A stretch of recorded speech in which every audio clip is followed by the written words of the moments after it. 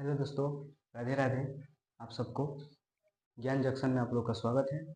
आज हम ले आए हैं मैथ का पार्ट 2, जिसमें पार्ट 1 में हम लोग 10 क्वेश्चन पढ़े थे। आज भी 10 से 12 क्वेश्चन हम पार्ट 2 में भी पढ़ेंगे और वैसे क्वेश्चन पढ़ेंगे जो परीक्षा में हर बार पूछे जाते हैं। हम वैसे ही क्वेश्चन को सिलेक्ट किए हुए हैं जो परीक्षा में हर बार पूछे जाए। इस समय को देखते हुए पहला क्वेश्चन है कि के किस मानों के लिए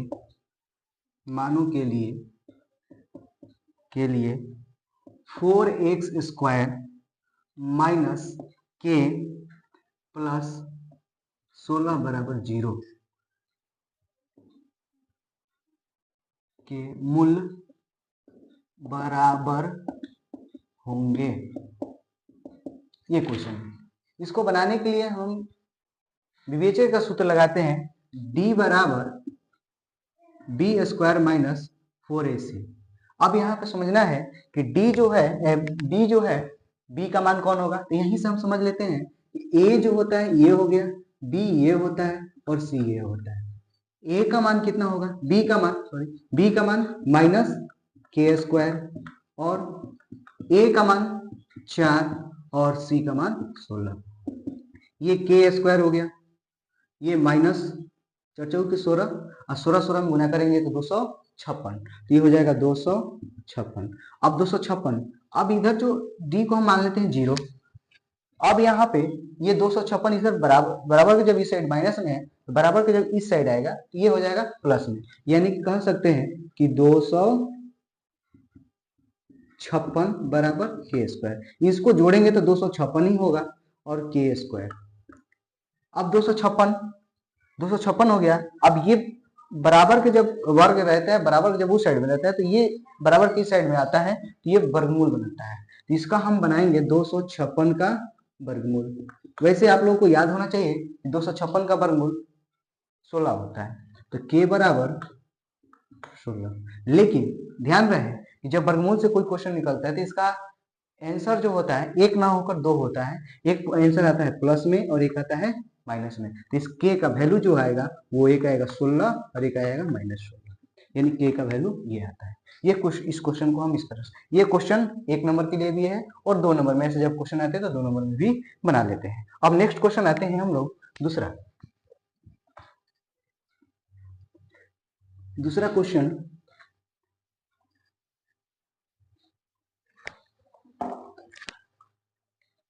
दूसरा क्वेश्चन है कि सेम इसी प्रकार से कि यदि द्विघात समीकरण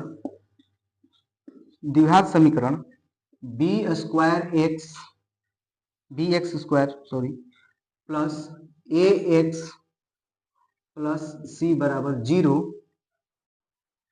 के मूल्य समान होंगे।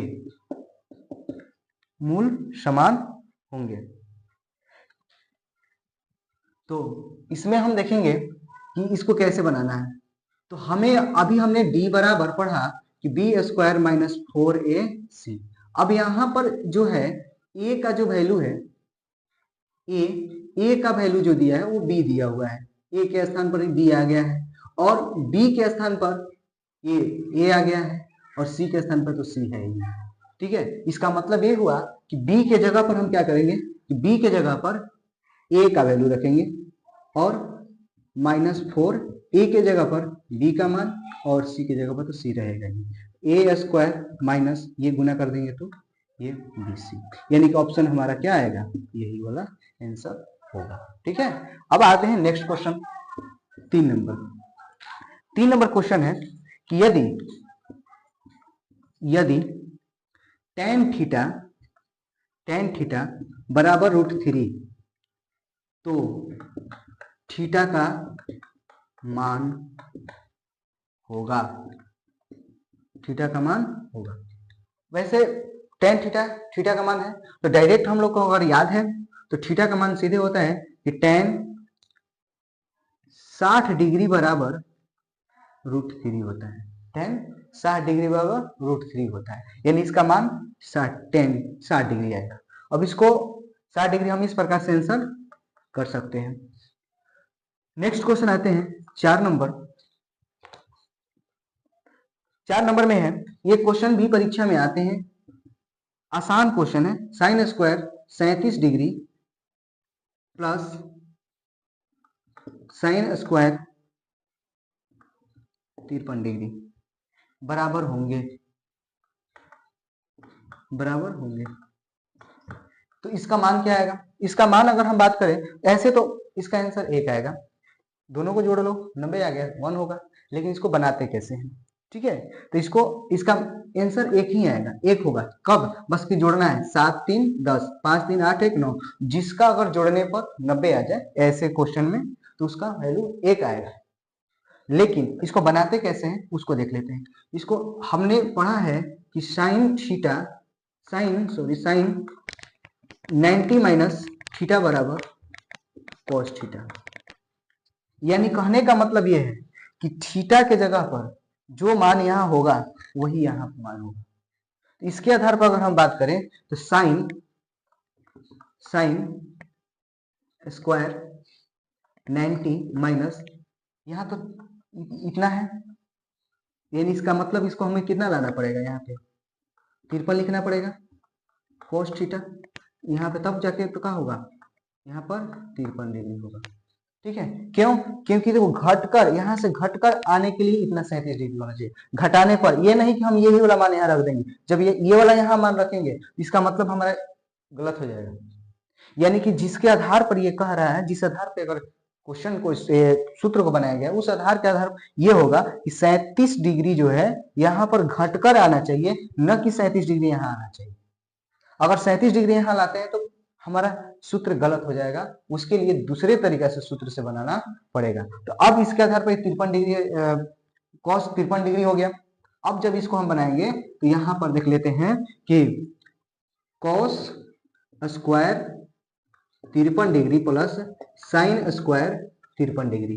अब तो पता ही है कि cos स्क्वायर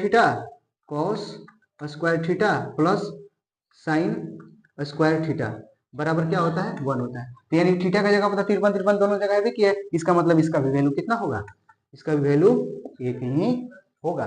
नेक्स्ट क्वेश्चन आते हैं।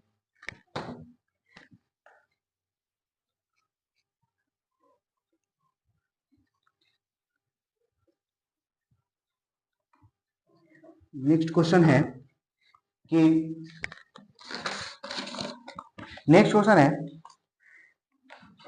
कल हम लोग एक क्वेश्चन पढ़े थे, उसी आधार पर एक क्वेश्चन को हमने सिलेक्ट किया है कि क्वेश्चन नंबर 4। जो भी क्वेश्चन हो भूल गए क्वेश्चन नंबर। यहाँ पे आते हैं, बिंदु P -6 8 की दूरी मूल बिंदु से है, यानी कि दूरी। तो कल हम लोग दूरी सूत्र पर ये पढ़े थे कि ये वाला x square plus y square.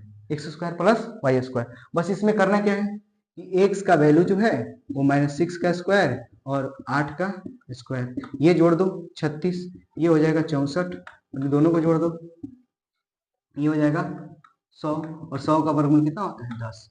तो देखो इसका प्लस माइनस मेंशन नहीं, क्योंकि ये जो मान निकाल रहे हैं तो सेंटीमीटर यानी कि वर्ग इकाई कहते हैं, वर्ग इकाई। ये कभी भी अगर सेंटीमीटर स्क्वायर में आवे तो उसका कभी भी मान ऋणात्मक में नहीं आता है, इसका 10 वर्ग इकाई होगा। अगर इसको बनाना हो तो बस इतना बनाने की जरूरत भी नहीं है, आप यहीं पे स्क्वायर करो ना, 6 के 36 और 6 के 64, इन दोनों को जोड़ के 100 का वर्गमूल याद है तो 10 वर्ग, आंसर 10 होगा।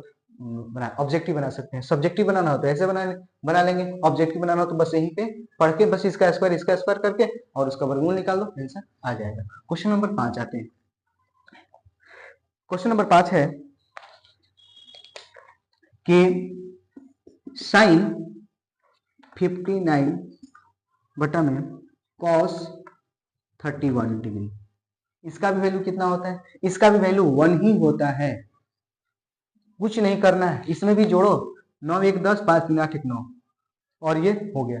बनाने का जो तरीका बताएं सेम उसी तरह से बना सकते हैं। उसी तरह से बनाने के लिए बना भी देते हैं। साइन 59 और ये हो जाएगा, इसको हम लोग यहाँ पर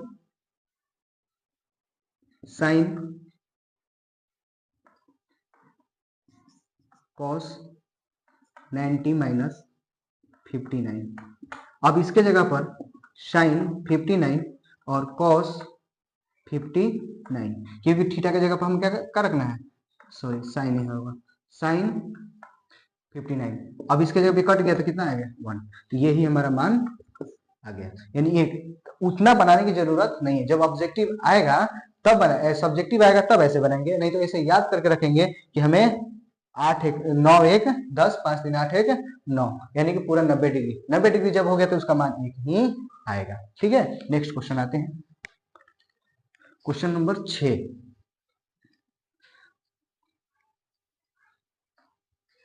क्वेश्चन नंबर 6 क्वेश्चन है कि यदि थीटा बराबर 60 डिग्री तो sine theta plus cos theta का मान होगा।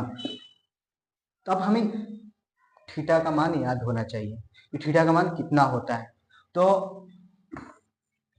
जिस प्रकार से हमें याद है आप लोगों को भी याद होना चाहिए। तो sine 60 degree plus cos 60 degree, क्यों? क्योंकि थीटा की जगह पर 60 डिग्री रखेंगे। साइन 60 का मान होता है √3/2 और कॉस का मान 1/2। ठीक है, अब इसका हम लोग बटा पे जोड़ कर लेते हैं। जब ये आधार सेम रहता है तो ऊपर को जोड़ दिया जाता है। जब ये आधार सेम रहेगा तो इसको हम ऊपर को जोड़ देंगे, तो जोड़ेंगे तो कितना होगा, √3 + 1/2 आंसर हो गया। ठीक है, अगर ये जोड़ा और कैलकुलेशन होता तो वो कर देते, लेकिन अब कैलकुलेशन होगा नहीं, इसका आंसर इतना ही होगा। अब क्वेश्चन नंबर 7 आते हैं। क्वेश्चन नंबर 7 क्या है कि साइन थीटा के बराबर होता है। साइन थीटा के बराबर होता है, तो साइन थीटा के क्या बराबर होता है? तो हमने एक क्वेश्चन सूत्र होता है कि sine theta into cosec theta बराबर 1। Sine theta into cosec theta बराबर 1। ये तो साइन थीटा का मान, यानी कि इसको यहाँ मल्टीप्लाई कर रहा है तो इधर आकर डिवाइड करेगा। तो साइन थीटा पूछा है, तो साइन थीटा के लिए हम क्या कर सकते हैं, ये इधर मल्टीप्लाई, इधर क्या मल्टीप्लाई, इधर आकर डिवाइड करेगा तो 1/cos sec theta, cosec theta, यानी इसका आंसर ये हो गया। अब ये कैसा है इसको भी देख लेते हैं कैसे एक आता है। तो देखो इसको हम अगर बनाते हैं साइन थीटा क्या होता है, लंब बटा में कर्ण, और प्लस ये हो गया गुना कर्ण बटा में लंब। अब कर्ण से कर्ण खत्म, लंब से लंब खत्म, क्या बचा, एक हो गया। यानी कि हम सूत्र को भी आसान से जांच कर सकते हैं कि ये सूत्र मतलब कि हमने जो सूत्र लिखा अभी वो गलत है कि सही है। उसके लिए क्या किए, साइन थीटा का वो लंब बटा में कर्ण वाला वो एक फार्मूला लगा दिए, और कौशिक में भी कर्ण बटा में लंब वाला फार्मूला लगा, तो कौश कर्ण से कर्ण कट गया, लंब से लंब खत्म हो गया। अब इससे क्या बचा, तो इसके जगह पर क्या बचा, एक बच गया, यानी इसका मतलब एक भी एक होता है, यानी कि ये हमारा जो एक आ रहा है वो सही मान है। अब आते हैं क्वेश्चन नंबर 8।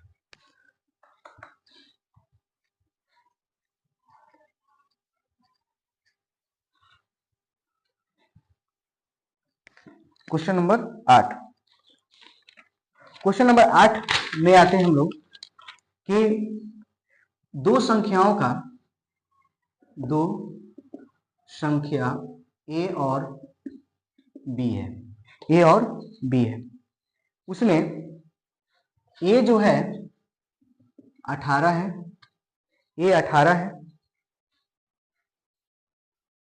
सॉरी गलत है क्वेश्चन, आपसे देखते हैं कि दो संख्या में ए और 18 ए और 18 का लसा 36 तथा मसा बराबर 2 है तो ए का मान क्या होगा, ए बराबर वाट। यानी कि हम एक बात समझते हैं कि पहली संख्या प्रथम संख्या गुना द्वितीय संख्या इक्वल लस गुना मस, यानी कि एलसीएम गुना एचसीएफ। अब पहली संख्या मान के चलो हमें ए दिया हुआ है, दूसरी संख्या का रहा है 18। क्यों? क्यों कह रहा है कि दो संख्या में ए और 18 का लस, तो यानी कि ए पहला हो गया, ए दूसरा हो गया 18। अब आते हैं कि क्वेश्चन नंबर, इसमें लसा कितना हो गया 36, मसा कितना हो गया 2। अब ए का वैल्यू ज्ञात करना है। तो अब यहाँ समझेंगे कि ए जो है इसके साथ क्या कर रहा है, मल्टीप्लाई कर रहा है, इधर क्या करेगा, डिवाइड करेगा। यानी कि ए बराबर हम कर सकते हैं 36 गुना 2 बटा में 18, ये कटा दो, 18 दूना के 36, और ए बराबर कितना आएगा 4, यानी ए का वैल्यू कितना आ गया 4 आ गया। ऐसे भी बना लिए। अब आते हैं next question 9, question number 9। Question number 9 क्या है, ये क्वेश्चन है कि यदि P तथा Q दो अभाज्य संख्याएं हैं तो उनका मस होगा। पिछले वीडियो में हमने बताया था कि किसी भी अभाज्य संख्या का मस कितना होता है, 1 होता है। किसी भी अभाज्य संख्या का मस 1 होता है। तो यानी पिछली वीडियो में उसके आधार पर अगर हम बात करें तो P हो गया एक संख्या, दूसरी संख्या Q हो गया।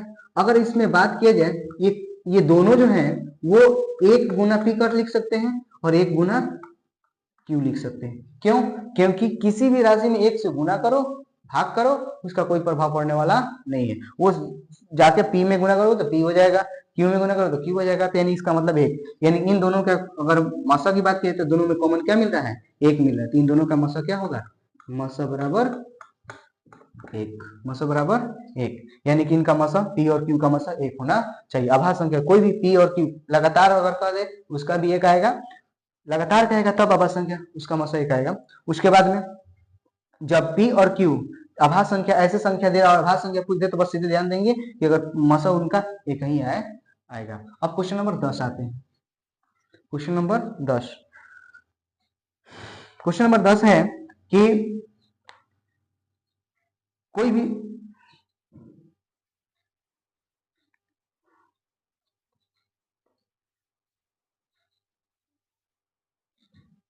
दो वृत्त की त्रिज्या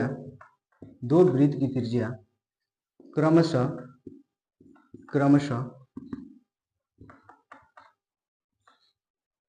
7 और 21 है, तो उनके परिधि का अनुपात क्या होगा। उनके परिधि का अनुपात क्या होगा। तो वृत्त की परिधि क्या होता है, 2 पाई r। तो वृत्त की परिधि 2 पाई r होता है। तो यानी कि हम कह सकते हैं एक तरफ इधर लेते हैं, अनुपात पूछ रहा है, एक तरफ इधर ले लेते हैं, दूसरा हो गया पार्ट। अब इसका होता है 2 पाई r और इसका भी होगा 2 पाई r। ठीक है, एक का बड़ा ले लेते हैं, ये मान लो 21 है तो इसको बड़ा ले लिए। देखो तो 2 पाई r से 2 से 2 खत्म हो गया, पाई से पाई खत्म हो गया, तो ये अनुपात भी क्या होगा, ये इसी के बराबर हो जाएगा, बराबर ये 21। ये कटेगा, अनुपात पूछ रहा है, 7 एकम 7 7 21, यानी कि 1 बराबर 3, यानी कि होने कहने का मतलब हुआ 1 अनुपात 3। इसका आंसर क्या होगा, 1 अनुपात 3 होगा। आज के लिए इतना काफी है।